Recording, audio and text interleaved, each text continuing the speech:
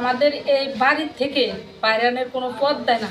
সে অনেক খারাপ ভাষা আমার আচরণ করে, খারাপ গালিগালাজ দেয়, অনেক কটু কথা বলে। তার আওতে আসতাম, খারাপ কথা বলে আমি তার আওতে আসতাম, আমি যাই না। আমারে বলে যে তুমি টাকা দাও 12 লাখ, তারপর পথ ছেড়ে দেবো। আমার পথ এই 5-6 মাস বন্ধ করে রাখছে। যত শশীভূষণ থানা থেকে চরভূষণ বলা হইতে যেমনি যা আছে, যত গণ্যমান্য বড় বড় নেতারা সমাধান দিতে চায়, ওনার কাউকে মানে না। উনি বলতে আছে যে আমার 12 লাখ টাকা দাও, না 6 লাখ টাকা দাও, 20 লাখ টাকা দাও, টাকা না দিতে আমি পথ ছাড়ব না।